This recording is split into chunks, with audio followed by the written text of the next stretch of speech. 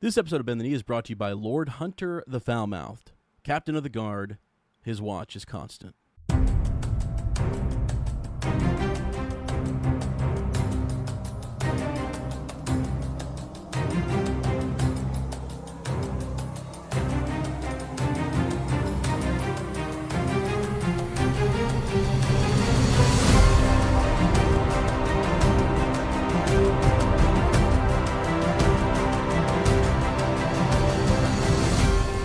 Hello and welcome to Bend the Knee, a Song of Ice and Fire podcast. I am Sir Matt, the Bud Knight. And I am Sir Ezra the Watchful. Welcome to our Song of Ice and Fire book club. Today we're into chapter 52, John 7 of A Game of Thrones. And in Fire and Blood, we will be discussing the dying of the dragons, the blacks and the greens. Yeah, man. Dance of the Dragons. It's here. We've talked about it a little bit with...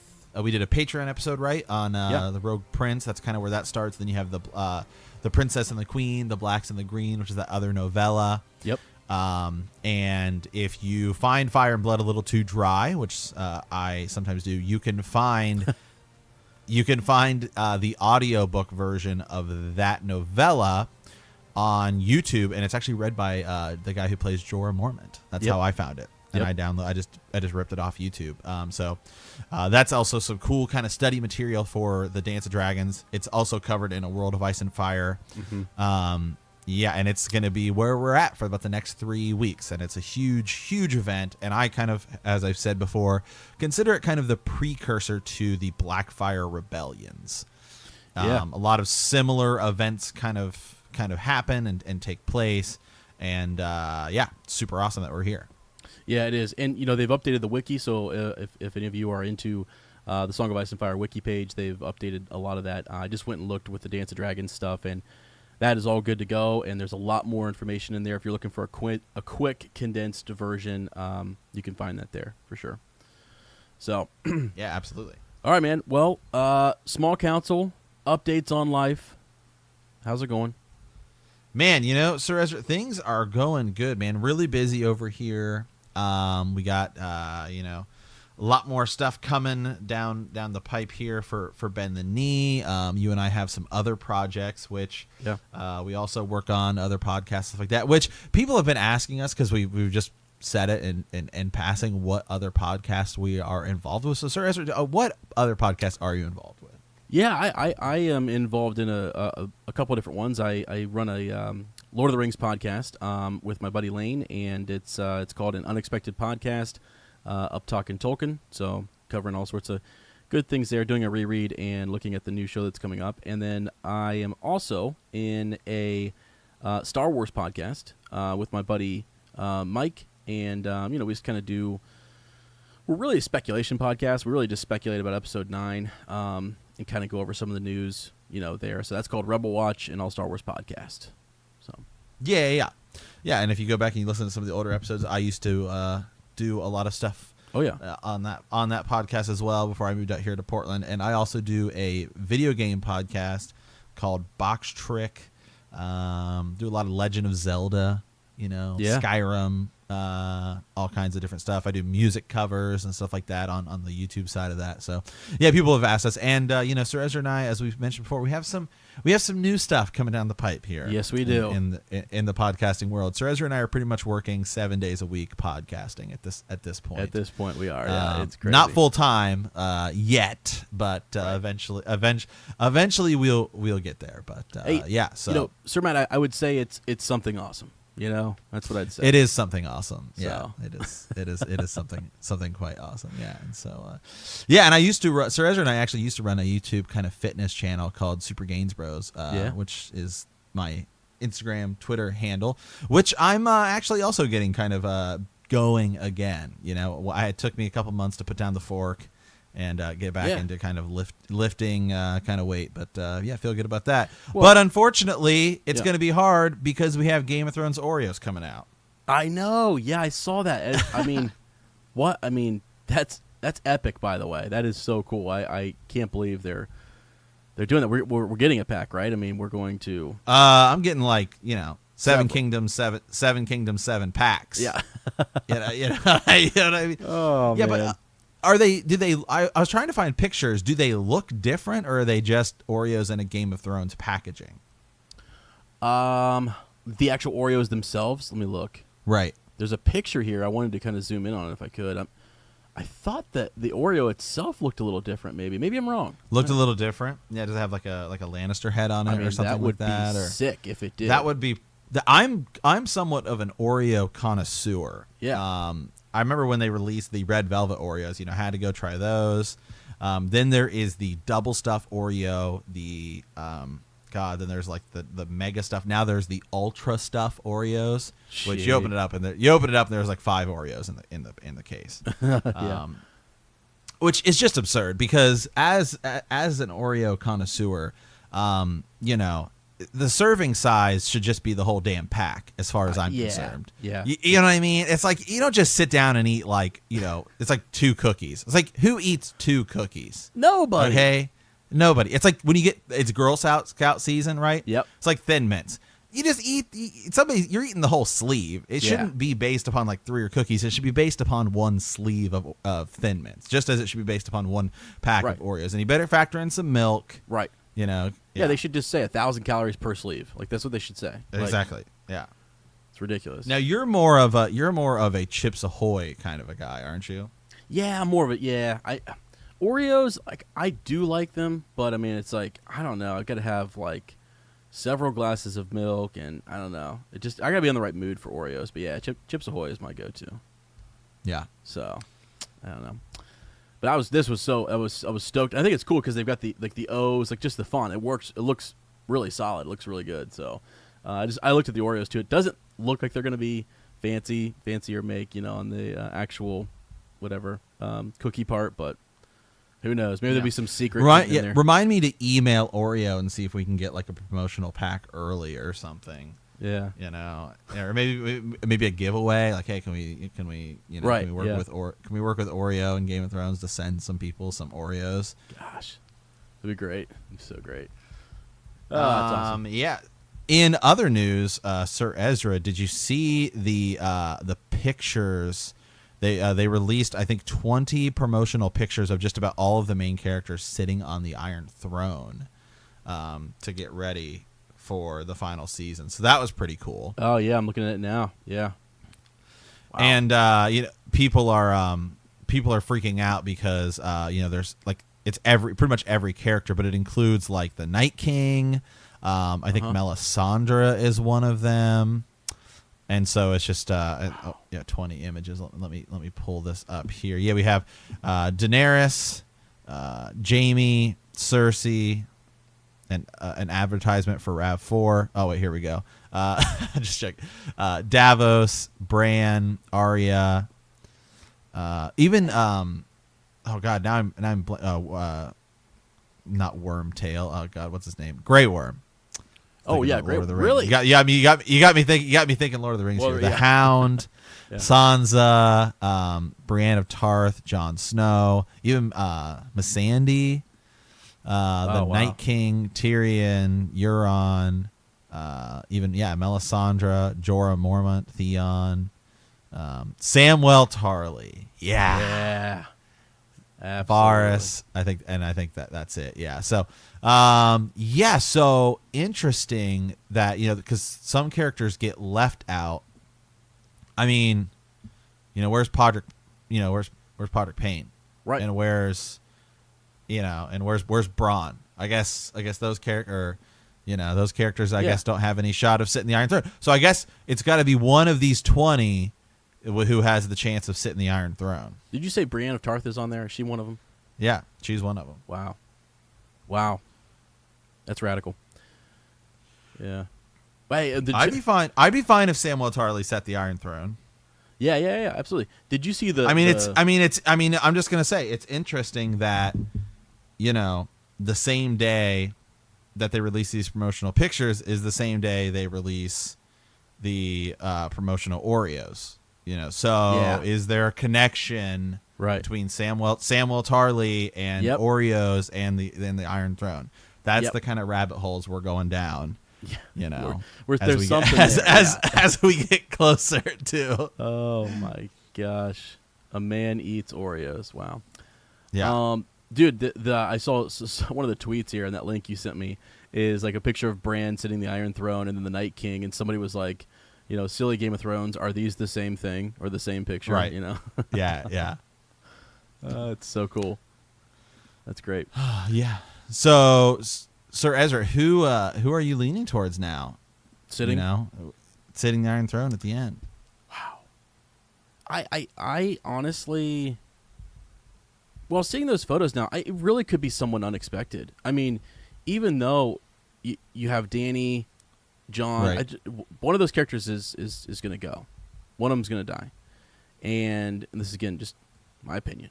Do I know some of the producers and the writers and what have? Yes, but, so spoilers, I guess. Jon, I feel like it's going to be someone unexpected, man. I don't know. I can't even really put I want to see Tyrion there. I want to see Tyrion Lannister there for some reason, just because I like him so much. I think it's too, obvious that we're thinking Dany, or Jon, but I just don't see that. I don't know how. That seems too, that just doesn't seem like Gerd to me. You know what I mean? Yeah. Oh, I'm with you. I get it. Yeah. So I don't know. Who are you thinking? The Hound? What do you got? To sit the Iron Throne, actually, the more I don't know, man. Now I'm kind of on this idea of Samwell Tarly sitting the Iron Throne. Yeah. Because I think I could just see, after the battle stuff. I'm with you. I think that if Daenerys dies, I don't know that Jon Snow would want it. Yeah. I just don't see Jon Snow as the kind of guy who who wants to be. He was chosen Lord Commander. He was chosen King in the North. He didn't ask for it. It's not like he was Robb. I mean, Robb, it was kind of bestowed upon him as well.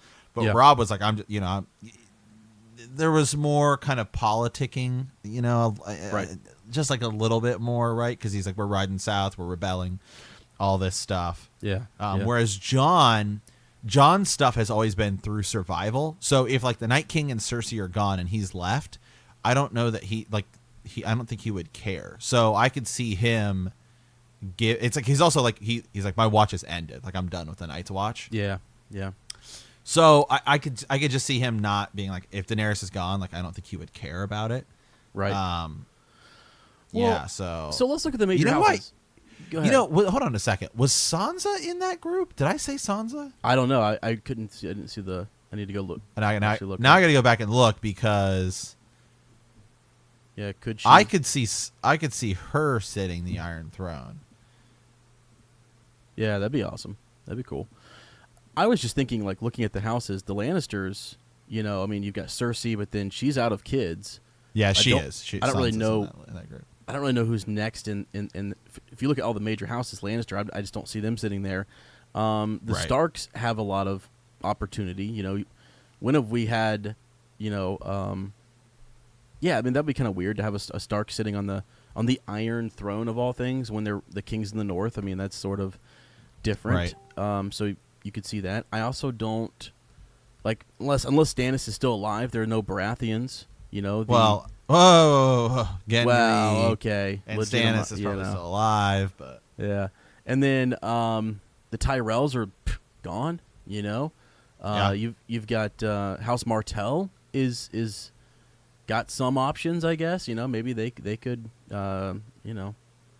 his daughter could ascend. I don't know. It in the show, the way they've set it up, there's just not a lot of players left. Yeah. So. Now this is of course show only. The books could be totally different. Yeah. I have no idea. There's going to need to be a great council. They'll have to elect a leader. So I right now I don't know because if Jon dies, I don't know that Jon's gonna die. Yeah, I think it's more likely that Daenerys dies than Jon, because I think if Jon were to die after being resurrected, just from the show point, right? Because the show you have to kind of take some of Gur's ideas and control out of, because I think that the book's ending is probably going to be way more gruesome, right, than the show. And so, to me, it's if Jon Snow dies, it would just be kind of, I don't know, it'd be bad. It would be like bad storytelling. Yeah. Unless it's done in such, because he's already died, and then he almost dies again. Yeah. Right, in the battle of the bastards, and then he almost dies again when Daenerys has to fly in and save him. Yeah. So if you were to just save him to like kill him, it just, so that's why to me it seems much more likely that Daenerys dies, and then a Targaryen, or maybe like Daenerys dies thinking, the Targaryen line has ended, and then it's like, no, wait, Jon is a Targaryen. You know what I mean? And I don't know. Yeah. No, I see that because she had a lot of. So maybe that reveal is after she's died or something. I don't know. Yeah, she also had a lot of success just taking over Marine and right. Yeah. So young guy, what have you? She's just rolling through there pretty easily. So yeah, in the end, maybe she, it looks like she's going to prevail, but doesn't. And Gur does draw a lot from other writings, and so when I think of. Because to me, Jon Snow is he has some similarities in my mind, and just thinking of a type of character to Aragorn, right? Yeah. And then of course, like in Lord of the Rings, Aragorn like becomes king at the end, but he didn't choose it. He didn't want to be like king. Yeah. So I could see it being somewhat similar. Yeah. Because that's a huge inspiration for him and stuff like that. So right. Yep, that would be cool. I don't know. I'd like to hear what. That's a good question. We should do like a poll or something, like who sits the Iron Throne, Facebook group discussion. Like you get one pick. Who is it? You know what I mean? At the end. Yeah. So is it the Night King? I mean, like, come on, So in the show, there's no way. In the show, yeah. There's no way. Right. Unless it's Bran, and Bran is also the Night King. And Bran is also the Night King, yeah. So there's always a way. There's just kidding. Beric Dondarrion, man. Let's go. I'm still, people get on me for it, but, we can. So, all right, man. Yeah. All right, so should we head on over to our Maester's study? Yeah. Any other news? Anything we need to announce? Or no, I mean we'll come back next week. We'll have some more updates for you guys, just on what we're planning on doing and some of the collabs we've got scheduled and what have you and all that good stuff. But today, let's just jump into the Maester's study here. It's as Sir Matt said, we're covering the dying of the dragons, the blacks and the greens, and so the next several weeks we'll have sort of this. Discussion about the Dance of Dragons. Last week we were kind of talking about Viserys and how he came to the throne and some of the stuff at the end of the chapter that I didn't really get to. I guess I'll recap because I kind of was looking at this today. I was like, oh yeah, we're reading Heirs of the Dragon, and Sir Matt's like, no, we're blacks and the greens. So anyways, Sir Ezra read the wrong chapter. I read the wrong chapter, yeah, but I mean I've actually read this one already. It's just when we go back, I like to read them again. Because they're this one's not as long though. The last several have been 50 pages really or long. more. Yeah, this one's short, and it's kind of a rehash of World of Ice and Fire. And I'll pull up I have the ebook, so I'll pull up World of Ice and Fire book, and we'll see kind of some of the comparisons here. Yeah, but just real quick and recap some of the things we didn't get to that I thought were interesting in my reread, which of the last week's chapter, was the idea that Rhaenyra Targaryen, just her being enamored with Sir Criston Cole, was pretty cool, and laying that foundation. We didn't talk too much about it. We've done it in Patreon and what have you, but she's really, he wears her favor in a lot of tourneys, and he's just a cool character. And I felt like if they ever did a show, based upon the Dance of Dragons, there's a lot leading into the dance. You could have several seasons worth of stuff.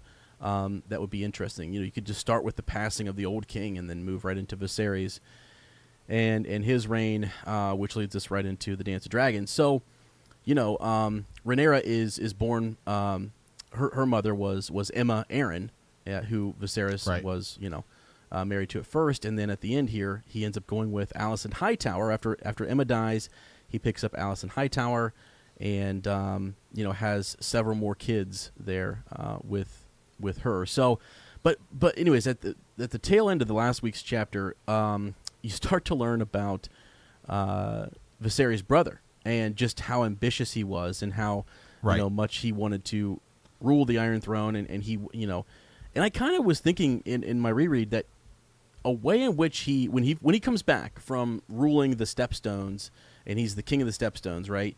And Viserys kind of forgives him, and he starts to court Rhaenyra because Alicent Hightower has had 2 sons, and it's pushed him further down the line. So then he goes to, the Realm's Delight, Rhaenyra Targaryen, and he starts to kind of, court her in a sense. Her uncle is and she loves her uncle, so Yeah.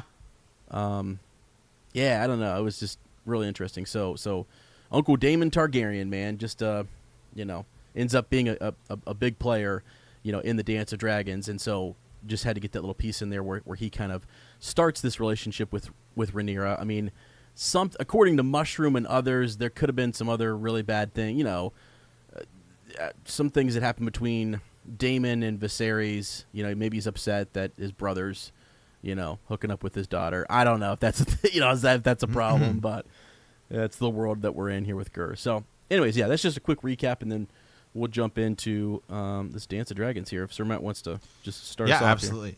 Yeah. The Dance of Dragons is the flowery name bestowed upon the savage struggle for the Iron Throne of Westeros fought between 2 rival branches of House Targaryen during the years 129 to 131 AC. To characterize the dark, turbulent, bloody doings of this period as a dance strikes us as grotesquely inappropriate. No doubt the phrase originated with some singer. The dying of the dragons would be altogether more fitting, but tradition, time, and Grand Maester Munkin have burned the more poetic usage into the pages of history, and so must we dance along with the rest. Yeah. Yeah, so as Sir Ezra was saying, you have there's 2 principal claimants to the Iron Throne. Yep. This is after the death of King Viserys I, right? So we have Jaehaerys, who we've been talking about, and then they really just didn't even talk about Viserys Targaryen in like Fire and Blood, really. Yeah. He's almost completely skipped over. He's kind of a placeholder, a little bit, in sort of the prelude. He is kind of a placeholder. So upon his death, you have Rhaenyra, the only surviving child of his first marriage. So that's Viserys, and Aegon, his eldest son by his second wife. Yep. And so Aegon the second. And so this is where your 2 these are your two big players. Yeah. And so I have a World of Ice and Fire pulled up as well here from the Viserys stuff, because I just think that there's some important stuff here that kind of helps us understand it. Yeah. Where we're going to be. Yeah. So I'm going to read the beginning of kind of Viserys the First. This is from World of Ice and Fire. Okay. Which we covered, a couple months ago, I guess. We got a good kind of rehash here as we're kind of going back over it. After the long and peaceful reign of Jaehaerys I, Viserys inherited a secure throne, a full treasury, and a legacy of goodwill that his grandfather had cultivated over 50 years. So if you remember, Jaehaerys, he lived for so long that all of his heirs kept dying. Yeah. Right? And that's where that kind of great council came about, right? And so they chose Viserys, who was, that's how they, or no, wait, excuse me, incorrect. Yeah. But so Viserys ends up being his heir. Yeah. Yep. Yeah. It says House Targaryen was never again so powerful as it was in Viserys' reign. More princes and princesses of the blood existed than any other time since the Doom, and there were never so many dragons at one time as there were in the years 103 to 129 AC. So right after the end of Jaehaerys is where we're at the absolute full power of the Targaryen dynasty, and it's all about to come crashing down here. Right. But the great upheaval of the Dance of Dragons had its roots in Viserys' reign, and it was chiefly due to the Blood Royals. In the early part of his reign, Viserys' first chief annoyance was his own brother, Prince Daemon Targaryen, who, as was just talking about, Daemon was mercurial and quick to take offense, but he was dashing, daring, and dangerous. He was knighted at 6 and 10, like Maegor I, and Jaehaerys I himself gave Daemon the Valyrian steel blade Dark Sister for his prowess. He had been among the brashest of Viserys' supporters prior to the Great Council, and had even gathered a small army of sworn swords and men-at-arms when rumors claimed that Corlys Velaryon was readying a fleet to defend the rights of his son Laenor. King Jaehaerys avoided bloodshed, but many remembered that Daemon had been ready to come to blows over the matter. Mm-hmm. So you have Daemon Targaryen, who's kind of a hothead. Yep. And is also like super skilled in battle. And he can rally kind of people behind him. Sounds a lot like another Daemon Targaryen / Blackfyre that we know of. Who so Daemon Targaryen is really kind of coming into his name during Viserys the First reign. Yeah. Yeah, and that's a lot of this is in World of Ice and Fire and The Rogue Prince, which is another one of those novellas, also read by Jorah Mormont. You can find it on YouTube, the audiobook. Right. Yeah, and Daemon is like, as I said, you know, that he's a big deal, and it's crazy that like he did have a lot of, like, Viserys loved him, and he just knew his brother was just kind of power hungry a little bit, but Daemon also loved his brother. He was never going to do anything to overthrow his brother. He just wanted the crown after him. That's all he wanted. And, you know, he gets upset with him here and there. But remember when Viserys was, during the Council of 101 AC, when Viserys was trying to make his claim for the throne, Daemon was gathering troops to support his brother's claim. Yes. You know? Yes, he was. Yeah, which is a big deal. So now his brother, Viserys, is king. When he died, before he dies, just to wrap up some of that, he had 100 lords or 1,000, I don't know, several hundred lords show up to King's Landing and pledge their support for his daughter, Rhaenyra, just so that he made her his heir, and she is the princess of Dragonstone.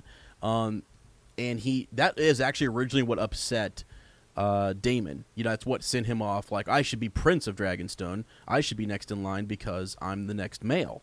And he said, nah, we're good. It's going to be my daughter, Princess Rhaenyra. And then even when, after Aemma Arryn dies, his first wife, when he has his second wife, Alicent Hightower, he has a son, Aegon. And his third child was Aemon. And still, he does nothing to change the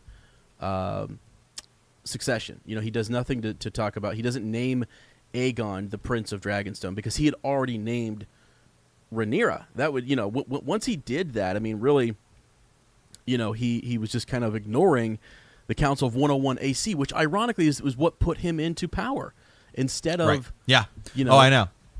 So that's kind of crazy, right? And what's weird is, another thing we should mention is that, like, when Daemon leaves, right? When his brother, Daemon Targaryen leaves and goes to the Stepstones, well, first he goes to Driftmark, and he meets with Corlys Velaryon, and they decide, like, Corlys Velaryon, his son Lenore, and, was the one who was passed over. That whole house was, passed over when they should have been considered, for the crown. And so Daemon kind of unites with them, and that's why Driftmark supports his, claim to be the king of the Stepstones.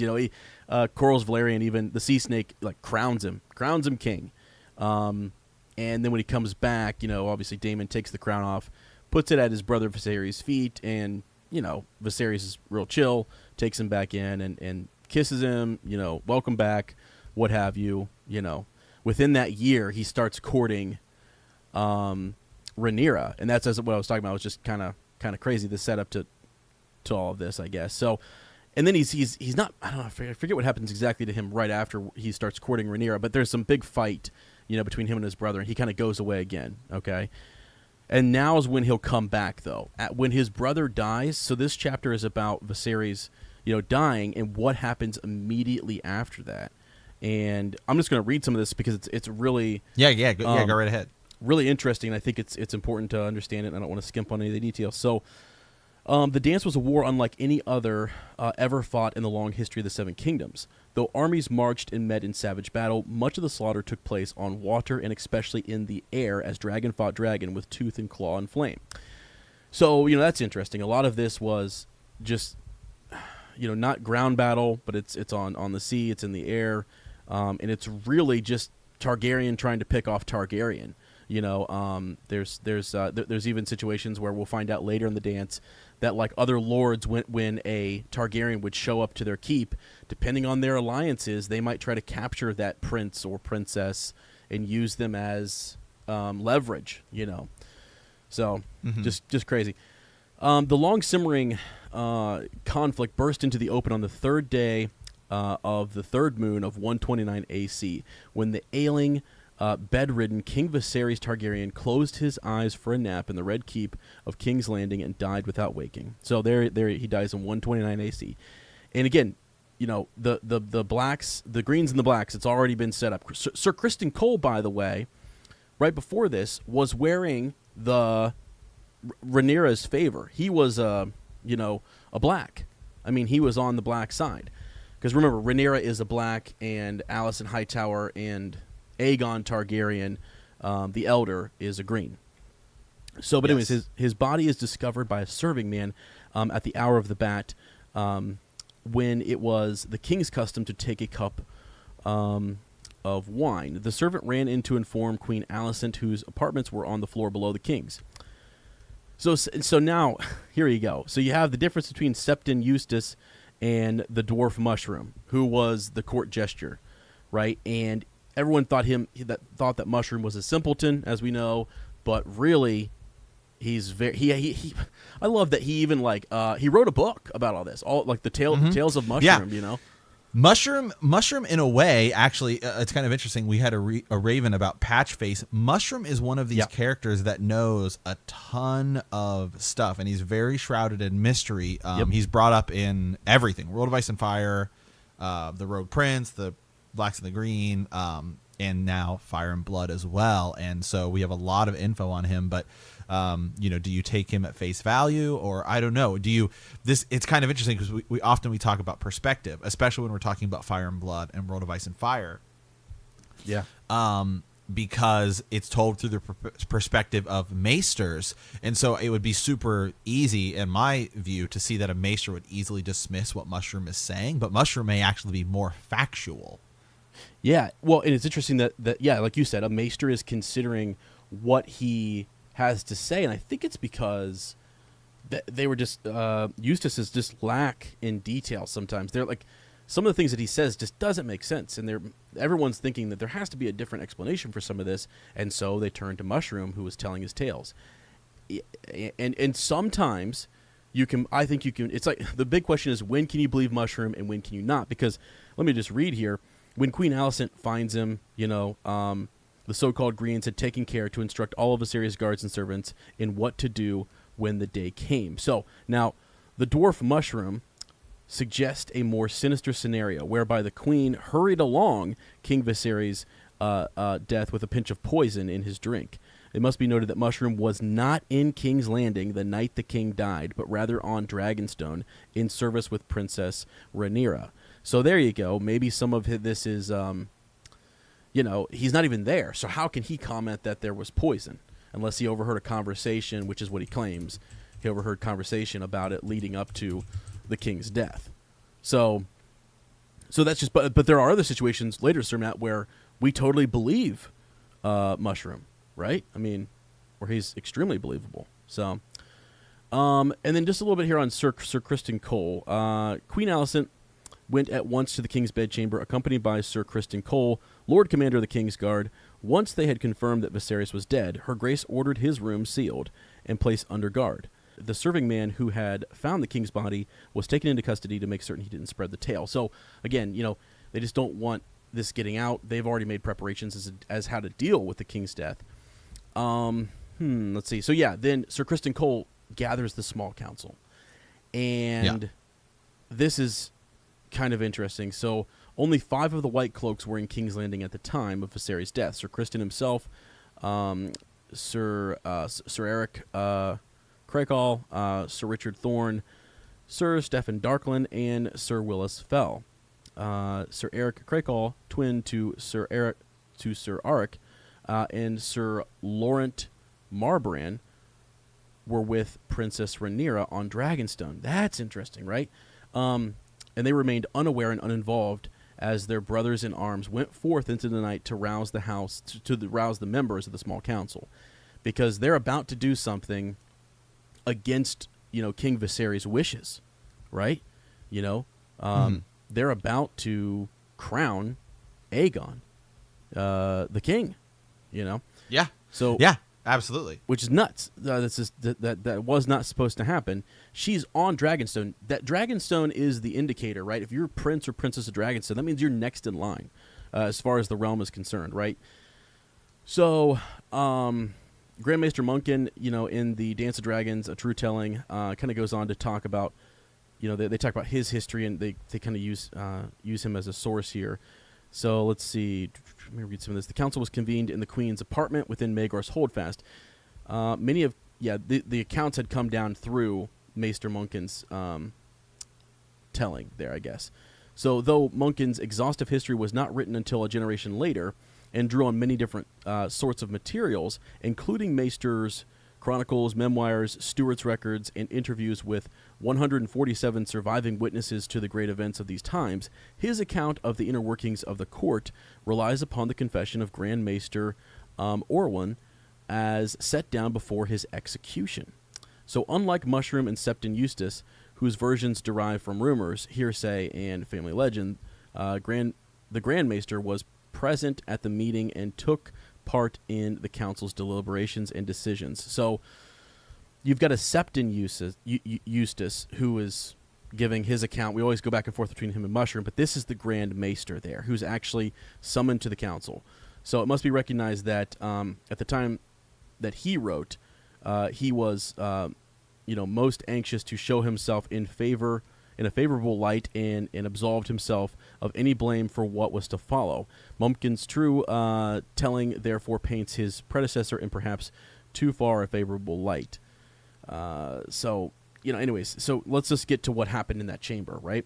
Gathering in the Queen's chamber as the body of her lord husband grew colder, above Queen Alicent herself, her father, Sir Otto Hightower, by the way, who wasn't a part of it says Hand of the King, but he was, at one point, dismissed by Viserys. Mm-hmm. So I saw that, Sir Matt, and I was kind of like, wait. Earlier he was dismissed because he was tired of hearing Sir Otto Hightower pushing him to name Aegon the heir, but boom, here he is back, Hand of the King.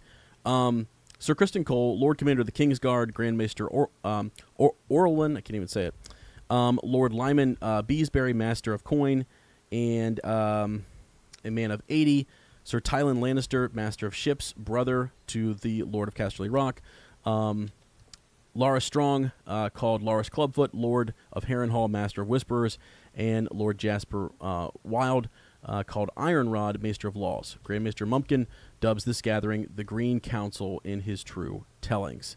So here they are. And they're basically, this is where they kind of talk about how they're going to proceed with the coronation. And it's not a coronation of Queen Rhaenyra. So no, not at all. Yeah. Right. Sir Otto Hightower, let's see. He's really behind. He's really pushing the council to act quickly here. Let's see. Okay. So let me go back over here this real quick, just because someone on this council, Sir Matt, I believe they don't agree with the council, right? And then doesn't Sir Criston Cole have to step in here? I can't remember about. I can't remember about that. That was in Fire and Blood. Is it in Fire and Blood, or is that in World? I thought so. Of Ice and Fire. The interesting thing about the Dance of Dragons is that it is now the most covered topic in A Song of Ice and Fire. Yeah. Because you have its original telling in the main series, right? Just when it comes up. You've got A World of Ice and Fire, Fire and Blood, and then the Rogue Prince and the Princess and the Queen, the Blacks and the Greens. Mm-hmm. So you have 5 different sources of info coming into the Dance of Dragons. Yeah. Yeah, you're right. Yeah. So yeah, it's kind of hard because you have different perspectives and things like that. Right. Well, I'm gonna have to come back to that to see if I can find exactly who that was, because I swore there was someone who they cut down. Maybe that's later though, because right now in this moment, no ravens flew that night, no bells rang. When the king dies, we ring the bells. The servants who knew the king's passing were sent to the dungeons, and Sir Criston Cole was given the task of taking into custody such blacks as remained at court. So there you go. He's taking some folks into custody. Do them no violence until they resist, unless they resist. Sir Otto Hightower commanded, such men as bend the knee and swear fealty to King Aegon shall suffer no harm at our hands. So they know that there are men, loyal to Rhaenyra here at the Iron, at the Red Keep, and they're taken into custody. I'll come back to that. Lord, forget their vows. There we go. Let's see. Is that it? Right, because I don't want to skip too far ahead, but no, go Rhaenyra ahead. Well, it's just because as we know, right, what ends up happening at the end of the Dance of the Dragons, right, is that,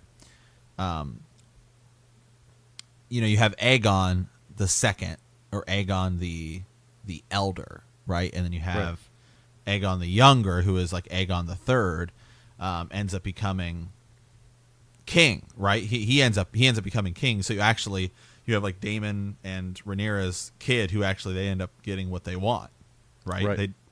She never sits at the throne, but he does. Right, exactly. Right, and that, yeah. And I'm sorry, real quick, I just found it. It's Lord Beesbury. I was wondering why it wasn't. I was like, man, there's no way that's not in Fire and Blood. But yeah, the sources, as you say, Sir Matt, as to what happened when Lord Beesbury he says he brings up that, like, hey, there are a lot of good, loyal, honorable men who swore allegiance to her. He says, men of honor who will not forget the vows they swore to her and her father. I am an old man, but not so old that I will sit here meekly whilst the likes of you plot to steal her crown. And saying so, he rose to go.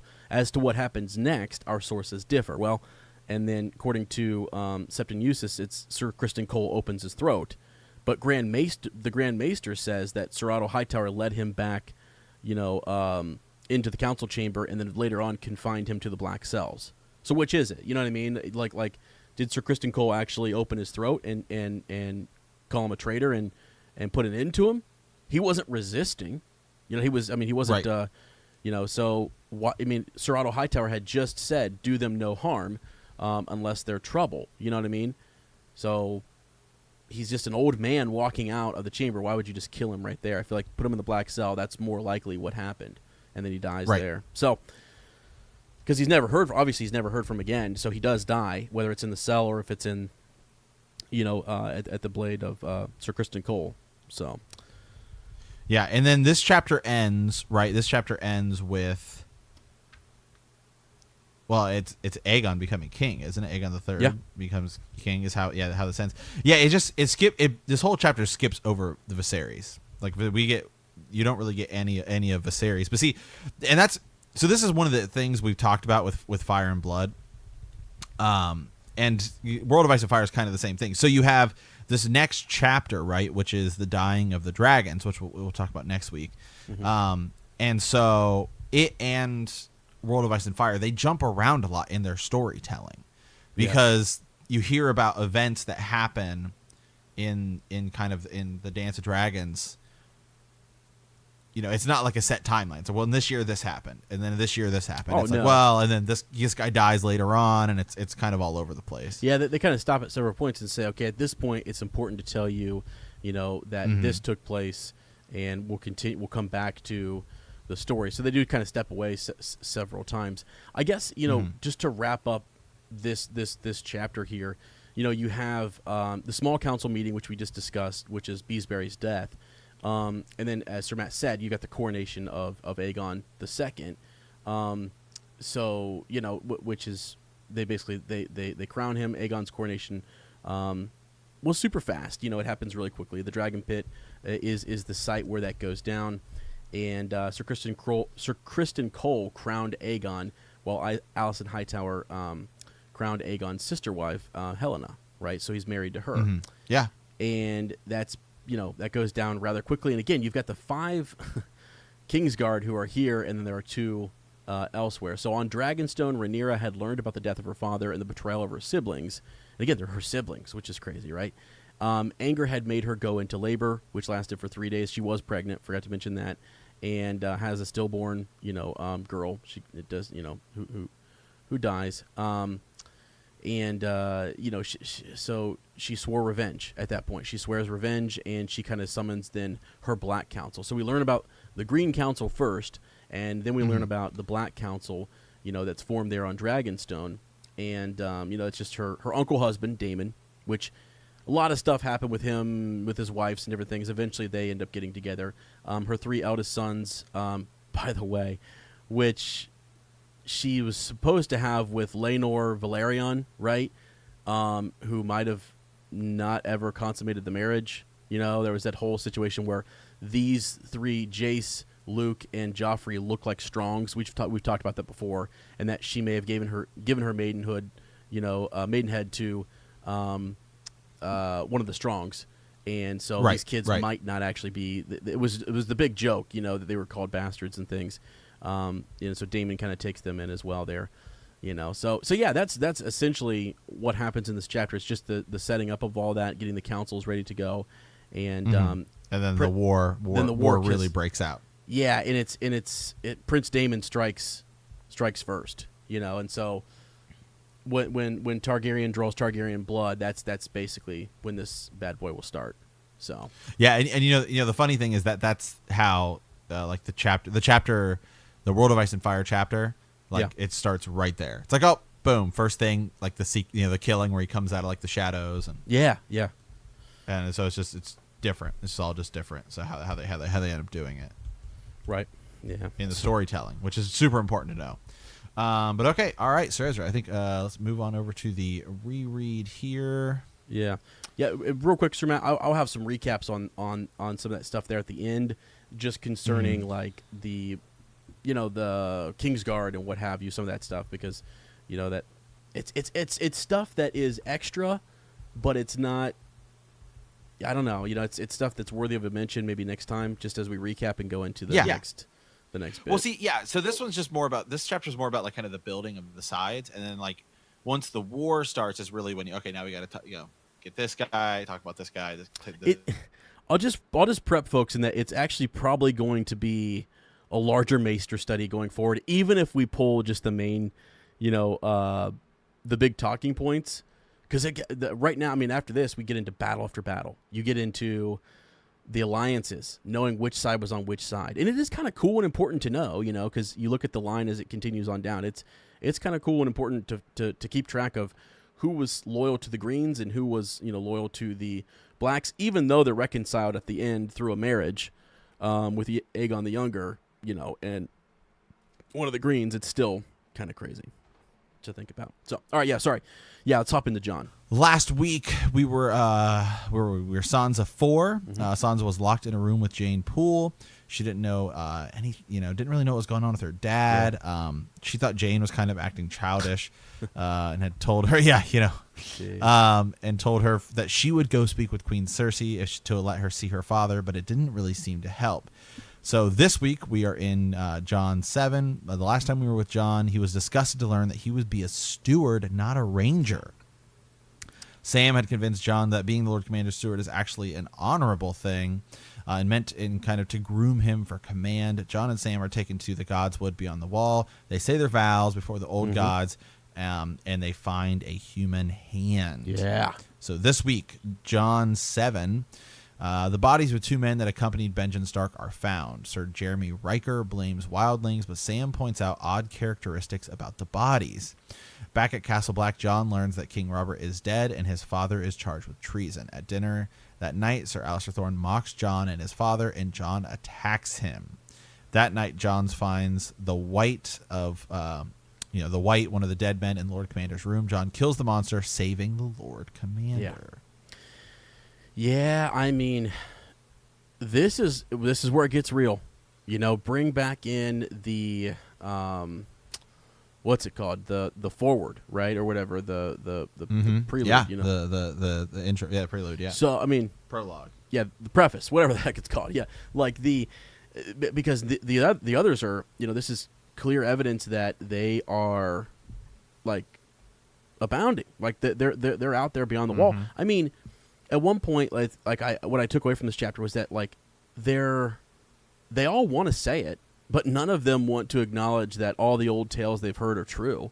They feel like foolish men acknowledging that no one wants to say it's the work of the others. They just don't want to say it. But like, man, Sam comes through clutch in this chapter too, pointing out some of those, as you said, the odd characteristics about the bodies, and kind of shows us the value that he will add going forward.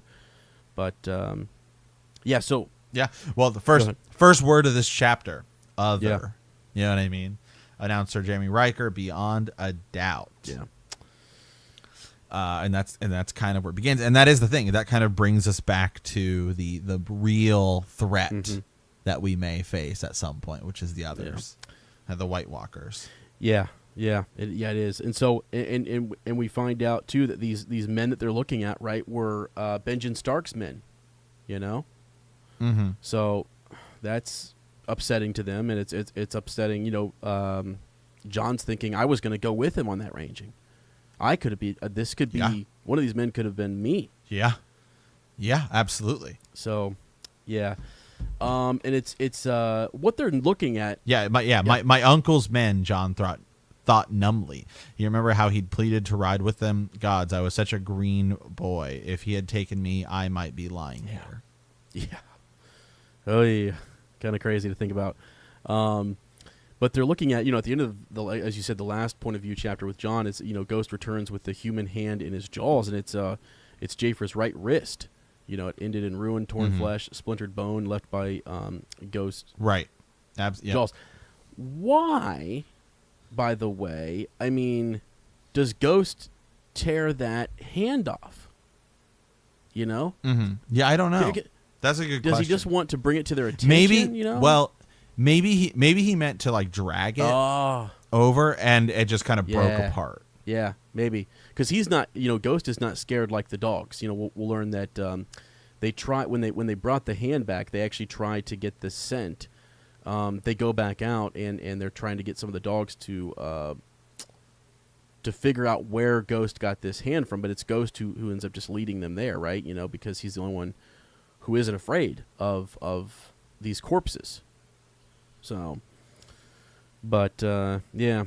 So, anyways, the old bear, Gods have mercy, the old bear muttered. Right. He swung down from his Garen, handing his reins to John. And, the dogs, as we said here, the dogs liked it least of all. The horses did not like the feel of the place. It made them nervous. They're rolling their eyes, backing away. Later on, they can't even get the horses to pull this corpse. They have to fashion like they cut off some of the limbs and make I don't know what it is, like a way in which they can carry the bodies back. Right. Yeah, because they're freaked out and spooked and kind of spooked by it, right, and stuff like that. Yeah. And then it's interesting because then we get back to like they're taking it back, and then John has the Winterfell dream again. Yeah. Right. He's wandering an empty castle, searching for his father, descending into the crypts, only this time the dream had gone further than before. In the dark, he'd heard the scrape of stone on stone. When he turned and saw the vaults were open one after another, all the dead kings came stumbling from their cold, black graves. John had woken in pitch dark, his heart hammering. Even when Ghost leapt onto the bed to nuzzle his face, he could not shake the deep sense of terror. He dared not go back to sleep. Instead, he climbed the wall and walked restless. Yeah. And he's like, I am a brother of the Night's Watch now, not a frightened boy. Right. My question is to Lord Adam Parker, what is going on in the crypts? Yeah. What is going on down there? Because he was going to do some research on that, and I think he's going to come back with a solid Raven for us to discuss. I mean, right there, John keeps dreaming about this. These tombs are opened. The dead seemingly are coming forward, and now we have, Jafer here, his eyes are blue, and they debate, don't they? They debate whether or not how long he's been here because of the whether he's the smell, the rot is not there like it should be, according to Sam, and the corpse just doesn't look like a normal dead corpse would look. You know, it's been preserved. Yeah, he talks about like the coagulation and it's funny when Sam is explaining it too, because you can tell he's like really nervous. He's like he's having like a really hard time. The audiobook does a really good job. This is one of Road to Teresa's like one of my favorite moments, because you can tell he's just like really taking his time to get it out and stuff like that. Yeah, absolutely. Yeah, so they go back and forth. You know, I mean, there's a little tidbit where Mormont is kind of, you know, he's harping on, what's the guy's name? Riker? Sir Jarmy, right? Just about like, how are these men this close to the wall and we don't know about it? You know, how is it that they were slain this close, and like that's all the further they made it out. Yeah. Is that the case? Yeah, is that the case? So he's kind of like, you know, and Sir Jeremy kind of says that, like, well, you know, we don't have the men to patrol out as far as we used to. He's like, but this isn't that far. You know, how is it that we didn't see this? And then he says the man has a horn. You know, surely he would have blown a horn. Yeah. You know, like why wouldn't we have heard that? And so I believe, you know, I think like others that he wasn't able to. That, you know, he was just killed so quickly. Yeah, or that, he was either killed so quickly, or I kind of believe this guy right now is playing dead, air quote, playing dead. Right? He looks dead. His eyes are open. They keep talking about they're open. Wow. And they're blue. Okay. And he's playing dead, and he's actually, he had, you know, I believe Benjen went much further, because they said this is 2 of his 5 men that went with him. So they're right. Or maybe 4, and there's a couple more, maybe possibly with Benjen, and later on they want to find out what happened to Benjen. You know, Mormont's just sort of like, we've got to get more. He's like, take some of the hunters, take some of the stewards, patrol these woods, find the other bodies, or find the men. You know, they deserve to come with us and either be burned or buried or whatever. And it's like, this thing rises later. You know, it rises right up. So why isn't it right now? As I like what you said, is that Ghost was trying to pull it back to them.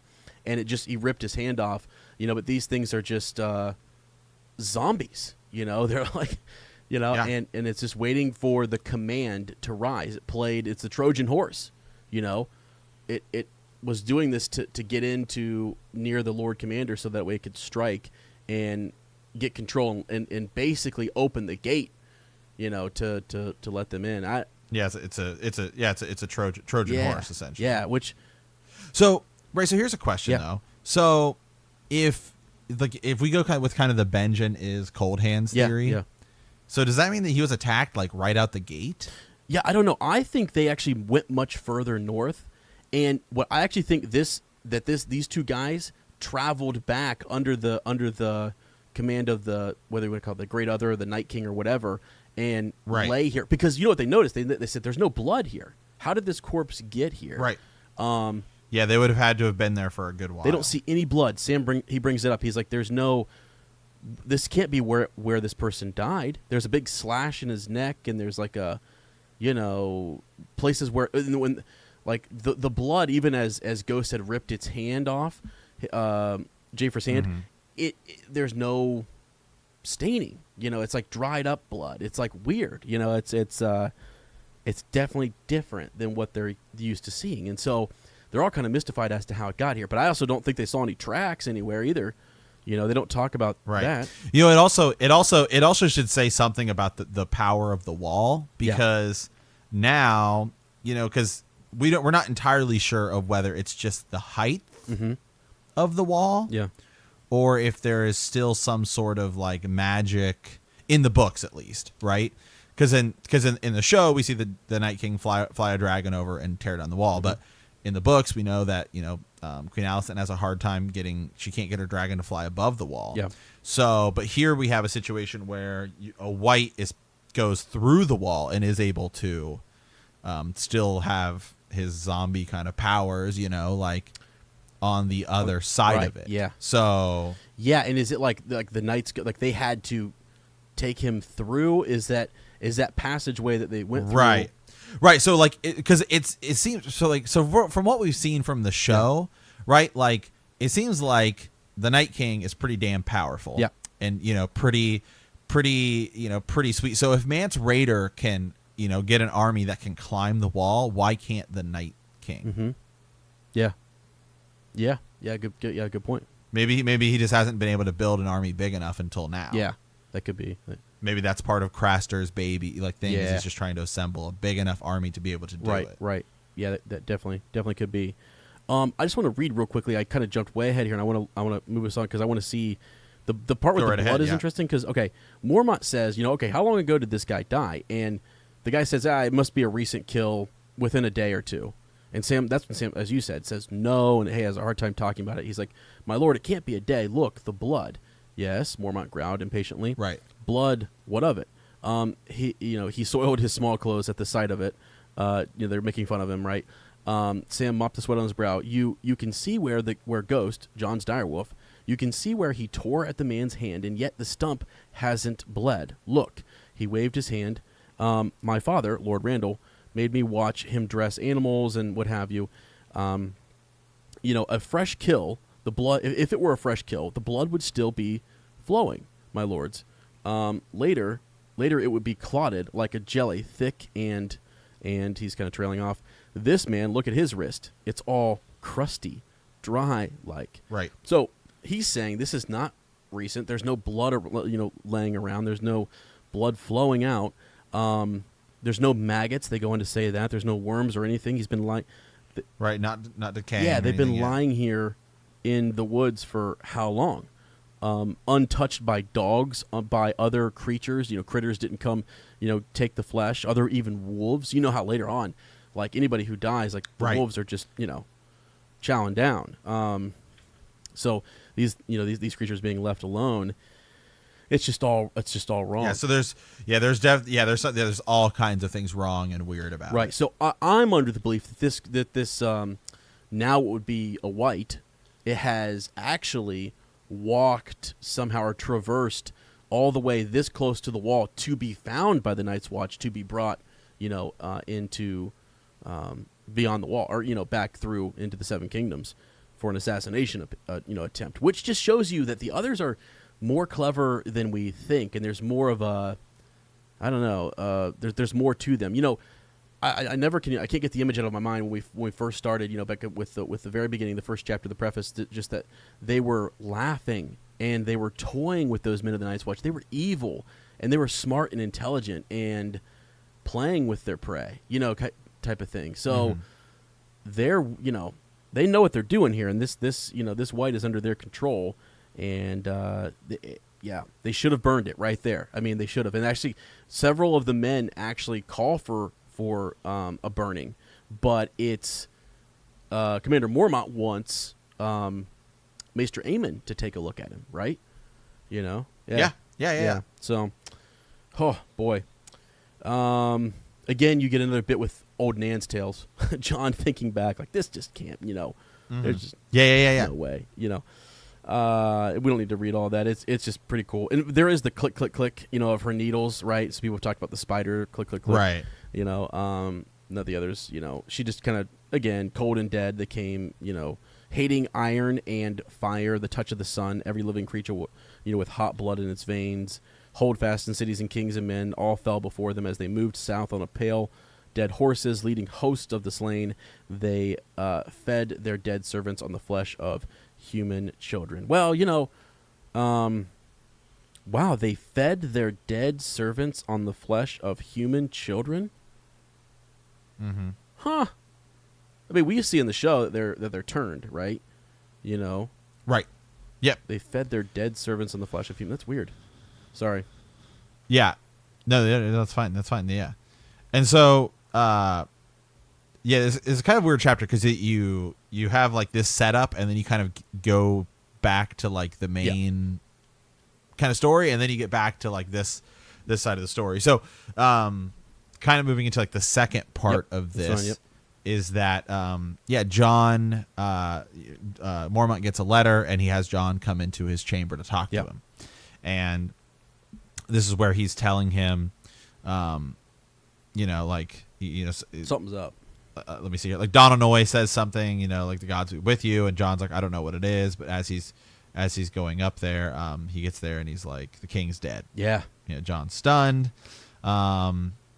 He's like, how could you know? All of this stuff, and they talk about he was your father's friend. He's like, they were close as brothers once. He's like, but that's not really like the There's more. The news is that like your father's been branded as like a traitor, and that he's been arrested. Yeah, which John just can't believe. I mean, everyone is kind of looking at him, and I think it's well known in the realm that Eddard Stark went to war with his air quote brother Robert Baratheon and won him the crown. Right. So like I think everyone, including even though Alistair Thorne kind of like has that smirking grin. He just likes to see John in pain. He just likes to see him suffer. But I think even he would say there's more to this. There's way more to this. Absolutely. That's kind of why they're everyone's kind of giving him that look of sympathy and like, boy, this is not good. And there's something treacherous going on in King's Landing. But the old bear says it's none of our concern. We need men. We need men up here, and if there's a new king, we need to reach out to that king. So they're actually, what's really cool about this. Now, don't forget, we have the White who has been brought into Castle Black, and but John is at this conference, and they start to talk about the idea that Eddard Stark could end up coming to the Wall, as one of the men, and to take the Black, which I think is super cool. Would have been cool to, we wish that would have happened, but it doesn't. So. No, it's just John's thinking about it, kind of like, wow, this is that could happen, and he's hoping that Joffrey would spare him, and the old bear. We need men of Eddard Stark's caliber here at the Wall. We really need them. So yeah. Also, the crow. It's fun to pay attention to the raven. I'm sorry, calling out corn, and the things that that the raven calls out throughout this chapter. Very. Again, the blood raven connection is all there. Mm-hmm. Three-eyed crow connection. Yeah, absolutely, yeah. So, but yeah. Well, there may be a bigger connection too. So, as we get to the end, where John has to fight the White, which we already talked about a little bit. But so essentially, John gets the news, and it sets him up for this confrontation with Sir Alistair Thorne. Yeah, when he's down in the hall, he went to seek out his friends, and he's warned by Jorah Mormont, Jorah Mormont to not to not do anything foolish, right? Right.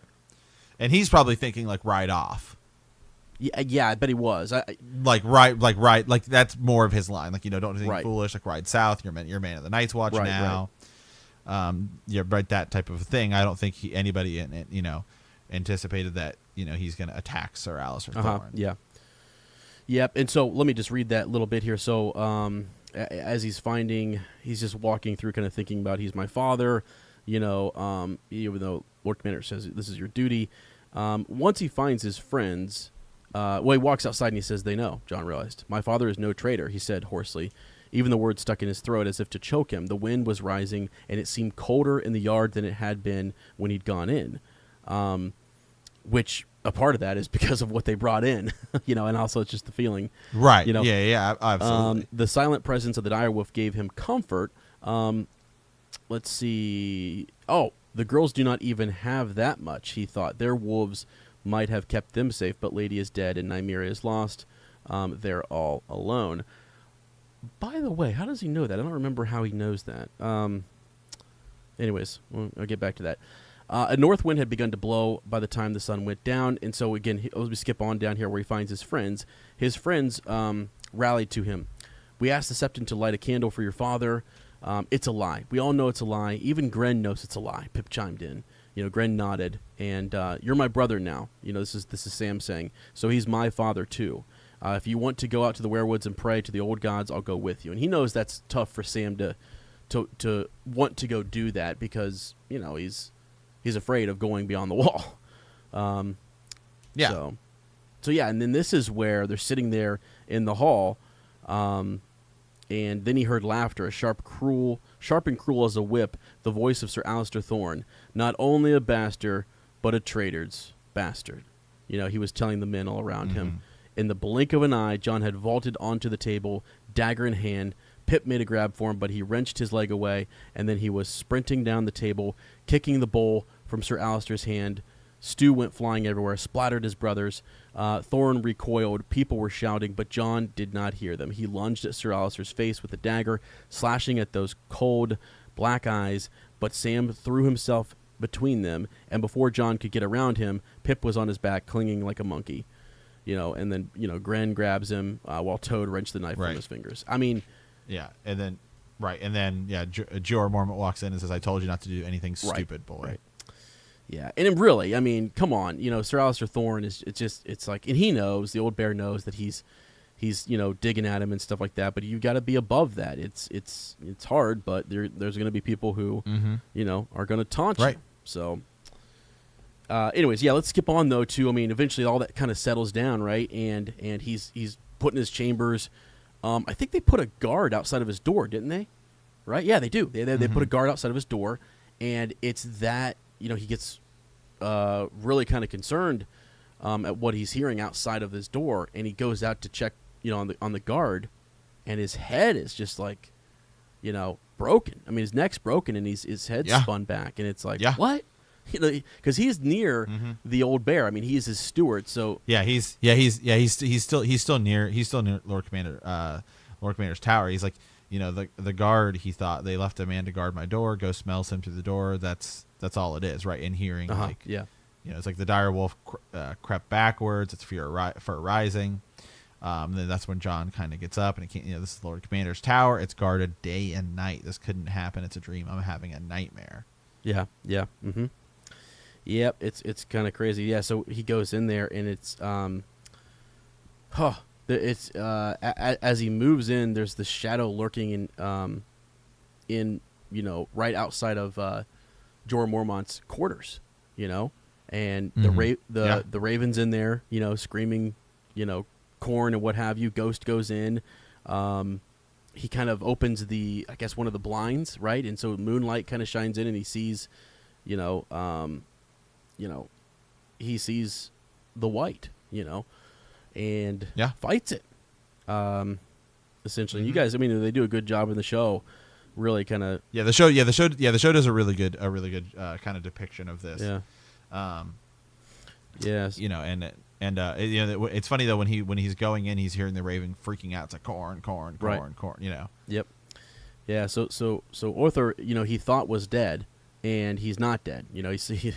He's he's just shocked by it, right? So, and he felt. Yeah, he's like, he's dead. He's dead. I saw him dead. Right. And the hand, man, is also still working. It's still moving, and yeah, the arm, the arm was crawling up his leg, ripping at wool and flesh. He pries the fingers off. There's no blood. One arm. Let's see here. He gets what? Then trying to figure out, see exactly where it is here. It's like the dead other slammed into him, knocking him off his feet. His breath was taken out of him. He tries to shove it off, but it's too heavy. Yeah. Like Jon tries to do everything, right? He's like he even tries to bite it, to punch it, try to breathe. Then it's like suddenly the corpse's weight was gone. His fingers ripped from his throat, and all Jon could do was roll over. Retching and shrieking ghost had it again. Mm-hmm. Yeah. Yeah, so he goes back and forth. Othor's also kind of big too, and he's struggling with him, and then it's you go at one point. Even has as you said, his hands around Ghost's neck and what have you. So they're going back and forth. Corn is happening, and then eventually the old bear walks out, and the flames flickering in his lantern there, and the Raven starts to yell, burn, burn, burn. Right. Right. So crazy. And actually, it's the oil lamp that ends up saving them. They toss it, and it goes. It kind of lights the what do they call it? The blind, or the sheet covering the window, whatever. And that's what they end up grabbing and throwing on the white to kill it, to let it burn. He's praying there, let it burn. He prayed as the cloth smothered the corpse. Gods, please let it burn.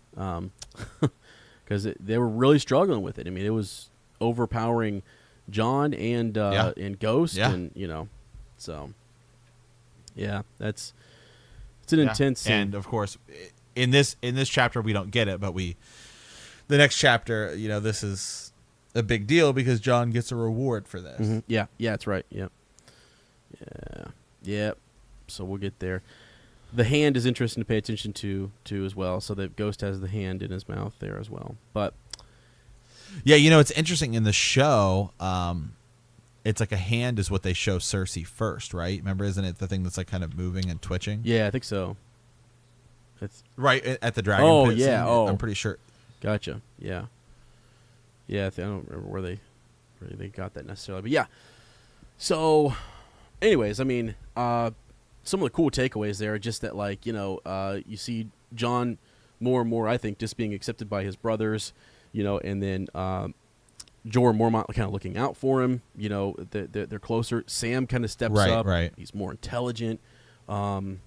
We now know. I mean, the what was unspoken between all of the Rangers and the Men of the Night's Watch there is that the others they talked about when they were coming back to the wall, Sir Matt. They they heard the long sound of the horn. One blow meant to that it was Rangers returning, and John thinks to himself that he's a Ranger come back, and the two blows would be wildlings. Yep, and then 3 would be the others. So it's interesting he has that thought as they're carrying a a white through the wall. So it's crazy.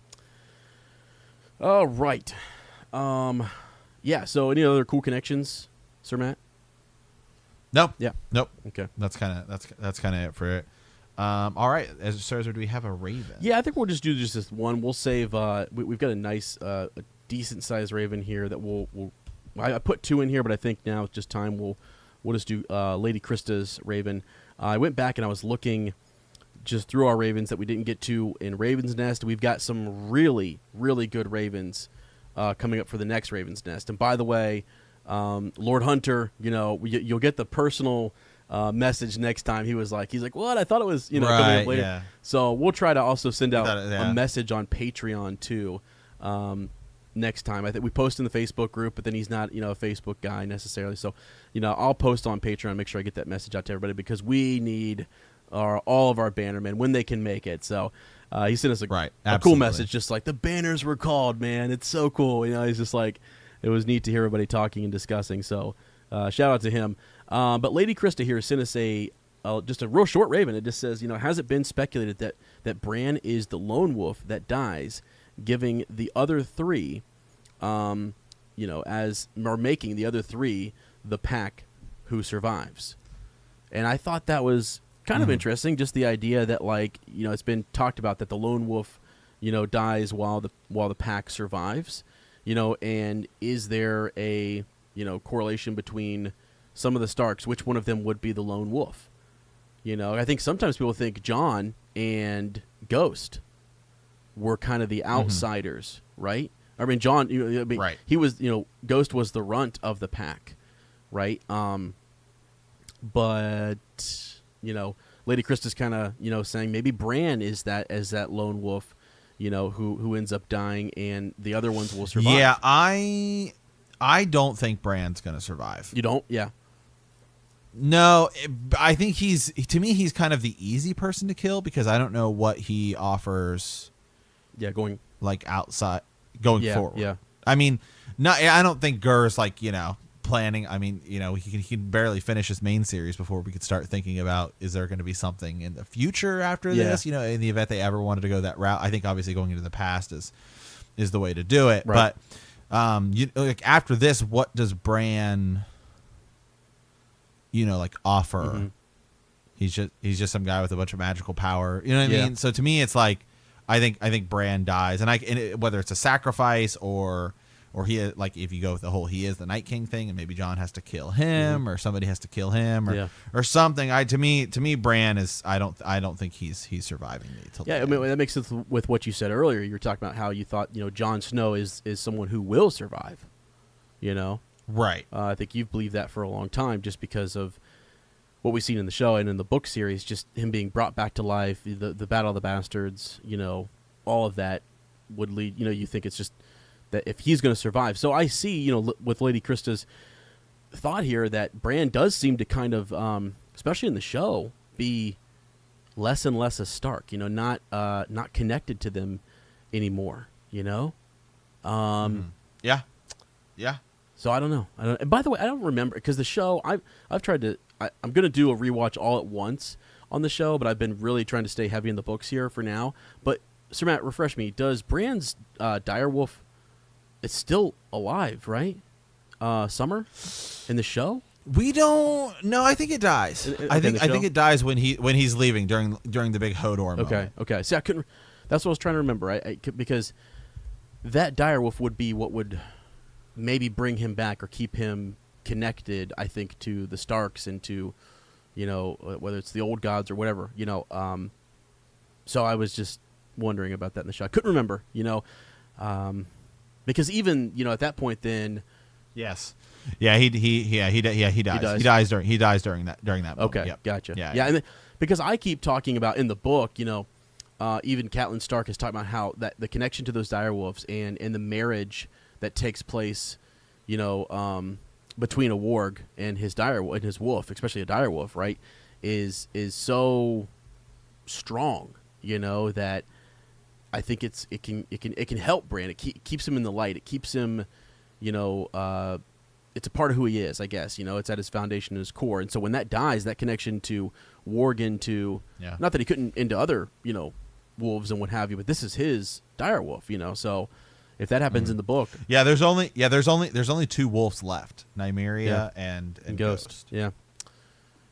Ooh, wow.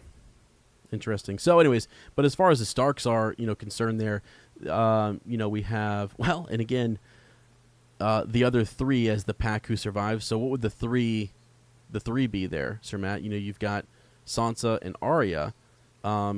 Do we consider? Well, yeah, Jon is a. If depending if you're going with R plus L equals J, right? He's that that Stark. Right. Yeah. So, and in the books, though, it may be totally different. Like I could see Rickon surviving in the books. Yep. Yeah, that would be interesting. Yeah, I hope he does. I think that one could be done quite different. I honestly hope he does in the books. Survive and make it. So, anyways, Lady Krista, thanks. I mean, if anybody else has any thoughts on that, I don't. When I saw that, that's not anything we have talked about really. We don't really talk a lot about whether Bran does live or die. I mean, I know Sir Matt has, but I'm kind of on the fence. I don't really know what's going to happen with Bran, and I'm hoping it's different than what we see in the show because I've always thought Bran. Well, the books, there's still so much to go. With Right? And he's kind of becoming the three-eyed raven.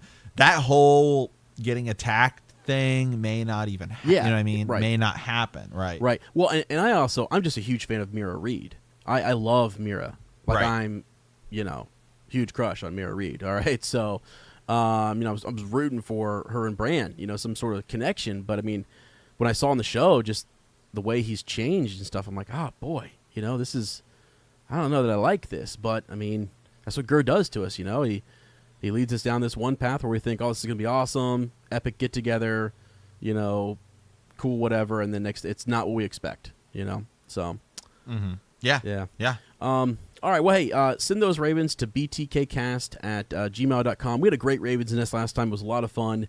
If you're one of our patrons, you can listen to that. You can type comments in there. If you're one of our bannermen, you can participate. You'll be, your voice will be heard on the podcast. And we've had really good thoughts. Everybody just brings, textual references, from the show, and it's fantastic. It is a huge series with a lot of history to it, and it's a lot to keep track of. So that's why we rely on our bannermen to kind of keep us informed on different things and to track down some of these theories and to remind us of things that have been hashed out on the Reddit thread for years. Yeah, absolutely. So, absolutely. So, all right. Well, Sir Ezra, it's time to man the wall here and give a shout out to some of our patrons. I want to make sure we get everyone in there because there was somebody who had sent us a message saying, am I in there? Because they had updated their patrons, and I think you have them in here. So yeah, I think I do. Yeah, we just updated the doc. Yeah, I got Yeah, that is funny. So we have Lord Thanos of House Titan, right? So I make sure one of our newest members, and so we huge shout out to Lord Thanos. Glad that we have him as one of our bannermen. Lord Jason of House Ross. By the way, a package is on the way just for you, so you know that. A little something we forgot to send him, Sir Matt and I. So I've set that up this week. Okay. Yeah, it's something from one of the other shirt orders. Yeah. We've got Lady Amanda of House Richardson, Lord Adam the Young Bull of House Parker, Sir Peter of House Whittingham, who again was on the last Raven's Nest. Just awesome conversation there. The Ghost of Harrenhal, who is working on a secret project. The Ghost and I have been in conversation, and I have the Ghost tracking down a few different leads and theories and what have you for me. So. And then also our captain of the guard, by the way, Lord Hunter the Foul-Mouthed. So, he's our Facebook moderator, so he will keep everybody in line on the Facebook group. Not that we've ever had to do that, but in the event we ever do, and we probably never will. It's just kind of funny to say, hey man, we got Lord Hunter. We'll seek, we'll sick him on you if we have to. So he's one of the nicest guys and super chill and fun to talk to. So. We enjoy, his fellowship. So, all right. Well, all that, Patreon stuff can be found at patreon.com/bend the knee. Bunch of rewards on there when we're done today. Sir Matt and I are recording some Green Dreams, some musings this week. We're working on some audio stuff so we can do some, kind of in the car on the way home from work conversations as well too. So should be a lot of fun. So yeah, absolutely. So. All right, guys. Well, we want to thank you for playing the Game of Thrones. Next week, we will be discussing Chapter 53, Bran 6. Yeah. If you like our podcast, don't forget to subscribe, like us, write a review, leave a comment, or send us a raven at btkcast@gmail.com. We will see you in a week, and remember that winter is coming.